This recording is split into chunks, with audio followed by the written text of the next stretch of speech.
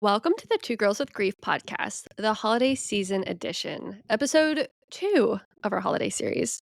We're your host. I'm Kendall Rogers. And I'm Rachel Dwyer. This is a special holiday series we'll be doing every Tuesday during the holiday season. We know the holidays are a hard time for grievers and wanted to create a space to share, learn, and vent with each other during what can feel like a not so jolly season. Yeah, so as we dive into this one is going to be like, how do you adapt, pivot, change, create, get rid of traditions? As it's November, Thanksgiving is coming up. There's so many December holidays for many cultures coming up, and it could be very difficult. So, to start it off, I just want to make sure I'm gonna say it's cheesy. I feel cheesy saying this, but I think it's important to really honor what you're feeling. I feel like the holidays, you feel obligated to do a lot of things, and you don't owe anybody a reason to do anything. You don't owe anybody an excuse. So with our dads having passed away in October, the holidays were right after that. And that, I think the people call it the year of firsts. That first Thanksgiving, those first Christmas traditions, those December traditions, are so difficult to think about, to deal with, because you're like, well, clearly the person we've lost is not here. And you can feel that absence, and it's very pronounced. And so for a few years, I was not very active in the, end of year traditions. And I think for the time and space I was in, that is what I needed to do. But I think it's great for everybody listening, whether you're a griever or not, to kind of reflect and say, am I up to doing something? Am I up to going to the family dinner? Am I wanting to go out with friends for the holiday, whatever? Do I want to go to the company happy hour? And if you are and you need that distraction or you need that happiness, by all means, soak that in, enjoy those memories because they are important for having a life of joy and meaning. But if you're feeling like I'm exhausted, I'm not cut for this today, I'm feeling super griefy, I'm so sad, I'm so depressed, and I can't even think about doing any of this stuff, you have our permission from this podcast to say, "Hey, I'm not up for it, and I'm gonna count myself out to take care of your mental health and where you're at." I think both Rachel and I, we were doing the best for ourselves in the circumstances at the time when we were going through a whole bunch of stuff, and you are too. You are doing the best you can, and the holidays are not easy. So I think just recognizing what you're feeling and just honor that, even if you want to go to the family dinner or something, and you're like, but I'm going to feel just really sad that my so and so isn't there. That's okay. Those are complicated feelings, and every person is going to have a different response to that. Yeah. And I would also say, I mean, I think people talk about creating new traditions, but I think it is something that should be talked about more Mhm. because it is like you're trying to go back to something that no longer feels the same jolly, happy feelings. I'm hoping that that's not a forever thing. I still don't know. It's been 10 years, 8 years, 6 years for my losses, but I still don't know that answer. I would hope that one day the old traditions feel good again. To me, just repeating the thing without the important people there, it feels really tough. It feels really sad, and you feel that absence so much stronger when maybe you tried to avoid it during different times of the year. Because the holidays, it's like a family time. No matter what Yeah. you're celebrating, a lot of people that even aren't religious celebrate these different holidays because it's just so mainstream, at least in the United States. So I think just kind of opening yourself to even having the discussions of what traditions you want to keep, what traditions you want to start, I think is important to have. For me, something that's really helped is putting less focus on the actual days because the actual big parties and for me it's like Thanksgiving, or Christmas Eve, Christmas Day, putting less on that and focusing more on finding joy leading up to it. So for Thanksgiving, it's maybe holding a Friendsgiving or, you know, what I did was carving pumpkins and making apple cider donuts with friends and getting Halloween candy and just kind of celebrating folly things and kind of being like Thanksgiving adjacent, like bringing joy into that leading up to it. And for Christmas, it's like going to Christmas bars or going to holiday events with friends, hosting friends where you make like sugar cookies and decorate them and make mulled wine, like things that bring you joy leading up to it. I think it is really important to still try to find joy in the season. I think there is something magical about the time, and I think it's really hard for grievers to find any of that, to participate in any of that, but it's something that I'm really trying to do now and moving forward is, like, finding the joy that I can, and maybe it's for me, it's like those days aren't as important, but I'm gonna do fun things that bring me joy that let me engage with the holidays in the way that I feel comfortable, and it's like decorating my apartment. Like, I already started pulling out Christmas decorations. Kendall saw because she was at my apartment over the weekend. I was unwrapping, the She helped me snowman smoke unbox them. dispenser. Yeah.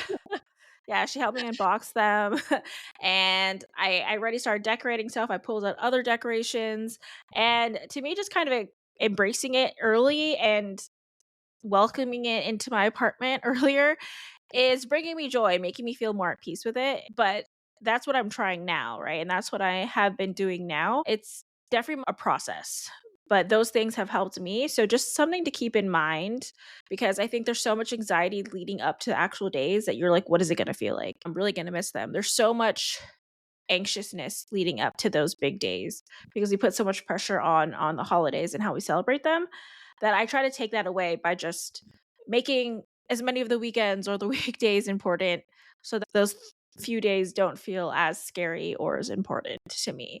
And that's just something that I've tried. But what about you? What do you do to kind of create new traditions or where are you in in this process? Yeah, I'll still say I'm still learning, and I'm still a baby in it, and if you had asked me, the year my dad passed, if you had asked me 3 years after my dad's passed, or I guess 2 years, I would have told you, like, walking into a Walmart after Halloween and seeing that Christmas threw up in Walmart, I was, like, mad. I was, like, a little grumpy goblin. Like, I was like, "I'm gonna piss on everybody's parade because I'm mad that my dad isn't here, and so by proxy, I'm gonna try and ruin everybody else's day about it." And it's so much energy, it's very exhausting. I think I was very much, like, very self-absorbed in my own grief and trying to figure out ways to heal in that, but it coming off very, just I was very angry, and I hadn't resolved that yet. I think this is probably the first year that I'm, like, really leaning into it and, like, slowly accepting it back in. Last year, I even had, like, a little Charlie Brown Christmas tree with ornaments and stuff. I decided, like, for me, my tradition, so I didn't have to think about kinda like the lack of a family or the loss of a family around the holidays, is that every place I go now, I get an ornament, and so I hang up all these ornaments of all these places I've gone, so then at the end of the year, I can look at them and be like, "I'm very grateful to have all these experiences and to, like, see so much and have this, like, opportunity and this privilege to experience different cities and different states," and, traveling, like, is something I like to do, so that's, like, something I've, like I think everybody has, like, a weird like, their own little weird quirk about their Christmas tree and what ornaments they put on, and so that's been mine is, like, just to remind myself of, like, having gratitude around the time and being thankful that I've been able to have, like, an amazing life so far with a lot of experiences and just try to remind myself that,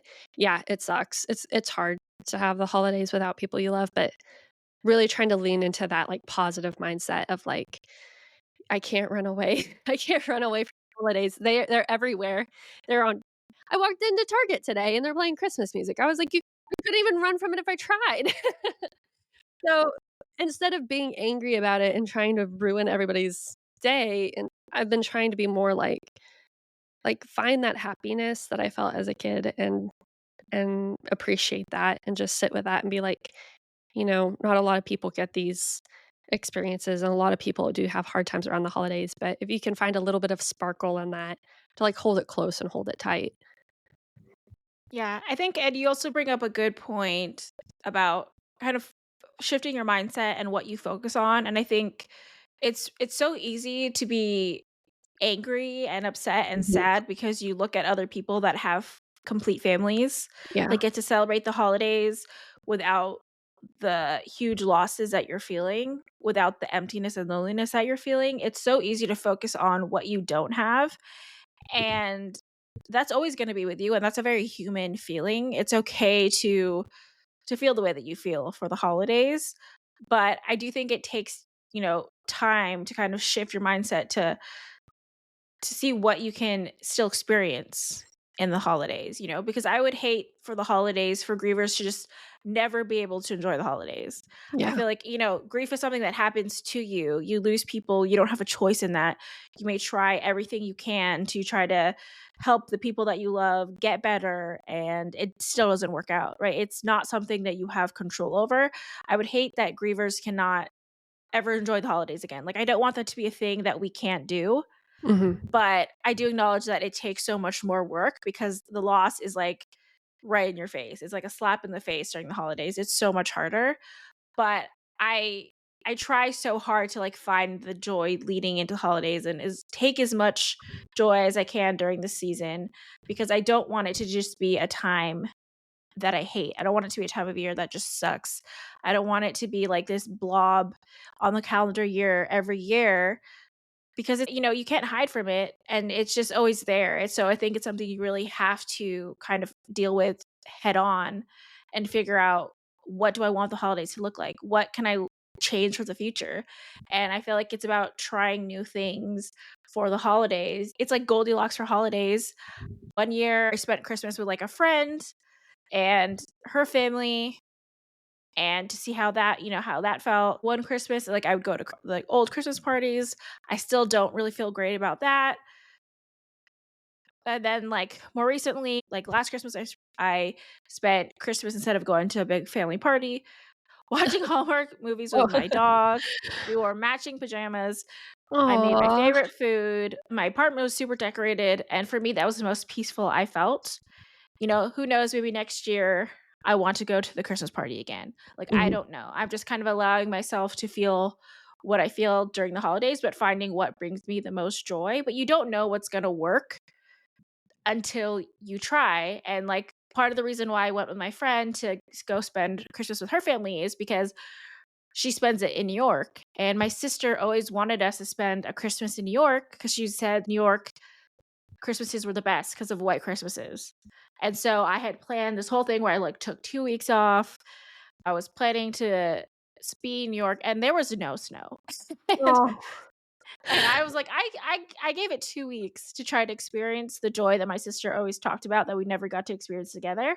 So that's gonna have to happen one year. I don't know how I can get New York to snow during Christmas when I'm there that year, but I'll be damned if that doesn't happen because that's something that I wanna experience. But you have to just try things and be open to things bringing you joy and experiences. And that's something me and Kendall are like, we need to embrace all the blessings and the joy that we can. And I think you just really have to try because, yeah, I think grievers deserve to enjoy the holidays still and deserve to participate in the joy and see all the amazing things that can happen during the holidays. I just don't want that to be something that we don't experience. So I hope you try something because you don't know what's going to make you feel better. You don't know. And it might just work for that year, right? Like, maybe you do something for that year and that's fine for that year and you try something else. Like, you don't have to commit to doing the same thing every year. You might Yeah. travel. Who knows what you want to do? You might want to do like what me and JMO do and watch Hallmark movies. Like, it's your choice, but try something to make you happy. Because I was happy when I did that. It wasn't like a sad thing. Like, I had my good food. I made some holiday cocktails. So I was happy with that. It wasn't like a sad thing. So just try something, I think. Yeah, I last year was the first time me and my brother and sister did this new thing, and I was like, "This was actually, like, it's a cool tradition, and it has a twist on it." I think after they spent Thanksgiving with my mom, and then they came over afterwards that evening, and we all had a different, like, autumn cocktail, and we all had to bring our own ingredients, but it was like a cocktail testing thing, and it was because 'cause we're all adults now because it was something we couldn't do, until recently, until my brother was, like, old enough, but, like, just trying different cocktails and, like, one of them wasn't good. But one of them was really good, and so it was just It's like not a a that's life, right? yeah, hey, that's life, baby. But, like, that was just, like, a fun little thing, and that was my sister's idea, I give her credit for that, for, like, just trying something different, and I was like, "I really like Shout out that." to your sister for all the Shout good out to my ideas. sister doing the most for traditions and Yeah. holidays, because I'm not. But, I just thought that was such a fun little, like, nod, and it's new because it's something we never did. It was never something we did with our parents, never something we did with our cousins, it's, like, specifically a new tradition we're doing for ourselves. But I think also, like, honoring the old traditions, because in some sense, they are sad. Like, in some sense, the traditions that you've done as a child up into adulthood, or the ones that you spent with the people you lost are, like, gonna be a little inherently sad, but and also in another way, they are in remembrance of those people that are not there anymore to partake in those traditions, and it is something that I think if you do need to have that moment during the holidays or leading up to the holidays to have that moment of being like, "I need time to recognize the person that isn't here." I think, like, traditions can be a good way to remember them and to like, I know you have a couple of traditions that, like, you do them out of the sake because you're remembering the person you lost. So, for example, one thing I do is one of my mom's favorite desserts is suman, and it's like a Filipino sweet rice dessert wrapped in banana leaves. And she loved it, and we didn't really have it at family parties, just something that she loved. And I have a distinct memory of her best friend surprising her with a bag of the suman when we were in the Philippines, and my mom lit up like a 5-year-old, like, was so Oh, excited and just so joyous. And so I just remember that. I remember I had to reach out to her friend and be like, "What was that suman that was my mom's favorite?" And then so I learned how to make it. And it is really a labor of love. I realize why it's not at a lot of family parties. It is so much, like, work. With just the banana leaves alone is so much work.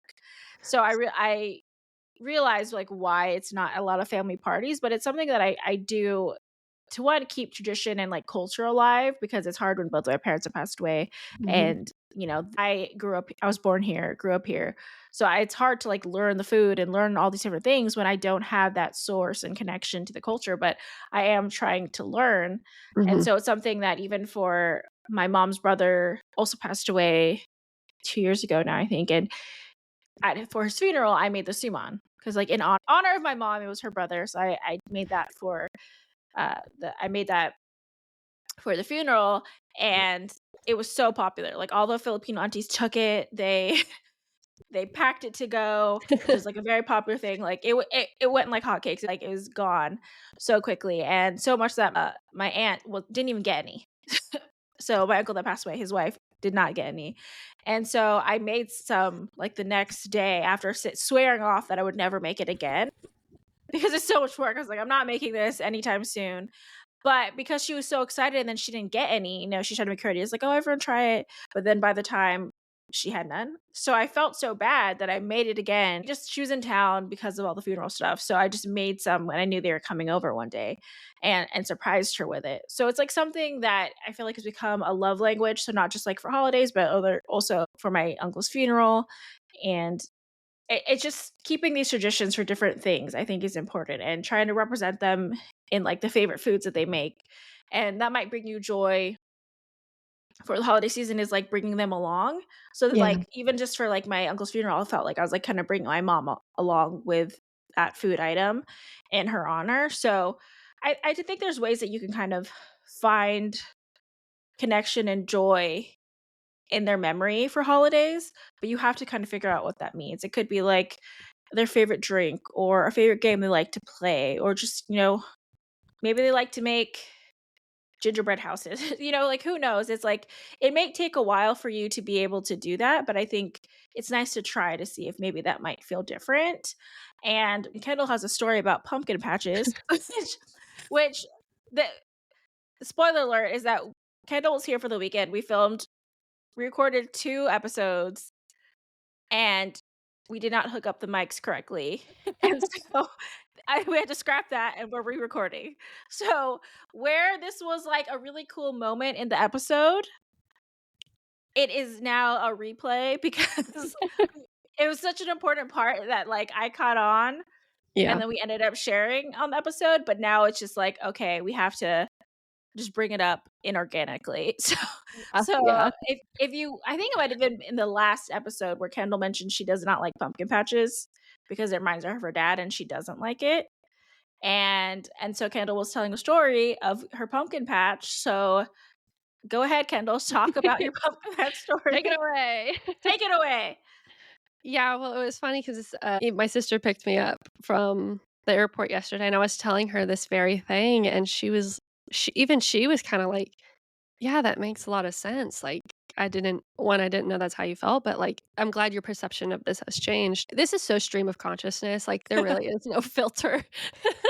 So, I don't remember talking about the pumpkin patch, but I do know the feeling, like, going to the pumpkin patch is something that made me sad and something I look around and be like, you look at all these cute little families running around, and I'm like, this was a holiday and a tradition my dad loved, and we would go out with, like, his family friends, and they had kids our age, and there's, like he made a silly song on a hayride that we still talk about to this day, and so I think of those memories as a kid and be like, I can't ever replace those. Those are, like, captured away, locked away, and how can I ever compete by going to a pumpkin patch? Wouldn't that, like, in some way be, like, dishonoring my dad, like, in some sense? And that was literally, like, the mindset I had is, like, it would be disrespectful to go to a pumpkin patch without him. And this year, my sister was like, "I really wanna do fall stuff. I wanna go to the pumpkin patch." She planned everything. She had all the logistics planned out. And even, like, to the day of, I was kinda dreading it a little bit and, like, ugh, well, first off, we live in Texas, it's hot as hell here, but then 2, I was like, my allergies, and, like, then on top of that, I'm like, I'm gonna see my dad in every corner of this pumpkin patch, and I'm not gonna have a good time, and it's just gonna really remind me of the loss that not only I feel, but that my brother and sister feel too. So anyways, the day comes, and she was so excited and happy because, like, for her, this is honoring her dad. To go to the pumpkin patch is honoring her dad, and I wanted to respect that because I love her, and so we went, and I was so pleasantly surprised. Like, I really left the pumpkin patch that evening just so happy that I didn't, like, back out, and I really just accepted it, like, yeah, the obvious presence of our dad isn't here, but we're laughing, and we're having a good time, and I'm having conversations with my sister I never thought I'd be having, and we're looking at pumpkins, we're picking out pumpkins, and I was like, "I'm actually gonna remember this for the rest of my life." Like, it was a moment like, it was a thought that occurred, like, I'm so glad she did this. I'm so glad, like, I came to this because I wouldn't have this memory to look back on. And it's just something to add to all the memories I had at the pumpkin patch with my dad. It just looks a little different, but I was, like, so elated, and, like, I left that night being like, "That was so much fun." Like, we had a really good time together, and that's what the holidays and traditions are supposed to be about, and, I'm kinda, like, getting misty, a little teary-eyed right now. But, yeah, I think, like, it was you, Rachel, who was like, "Do you even remember talking about how you felt about the Yeah. pumpkin patch last week?" And I was like, "No." Yeah, because how it came out was that she was, like, grateful that she went Mhm. and that she likes pumpkin patches now, and I don't even know if the whole conversation made it into that episode, but basically, I was saying I love pumpkin patches, and Kendall was like, "I hate pumpkin patches," and she mentioned it's because of her dad, and so when she was just telling the story in in the episode that isn't making it because the audio was trash, but she basically was talking about how she was so happy and her siblings were happy, and she's so happy she went, and now pumpkin patches are happy, and I was, like, listening to him like, "Wait, now she enjoys it," and it was something where I was like, "I want you to be happy going to pumpkin patches," but I think it goes to show, like, you have to find that in yourself, like, you have to Yeah. be ready to do it for yourself. I think with grief so many times, it's like people always say these things to you, like, they'd want you to be happy, or you should do this, or you should try this, or whatever. I think it's, like, something that you have to get to yourself. Like, it's something that you have to accept for yourself Yeah. because, like, yeah, I'm like, of course they want me to be happy. And I do try to live with that. I try to live that as like a shining star of like they want me to be happy. They would want me to live a good life. They loved me so much. They supported me so much. that is something that I firmly believe in, but someone telling me that when you're, like, really sad and nothing feels right, it's not the time, right? Yeah. It's not the place, and I think when people try to fix it, that's where it's, like, tension arises and people get, mad because they're like, "Of course," it's like, happiness, you don't know where it is, like, happiness, who is she? I don't know her.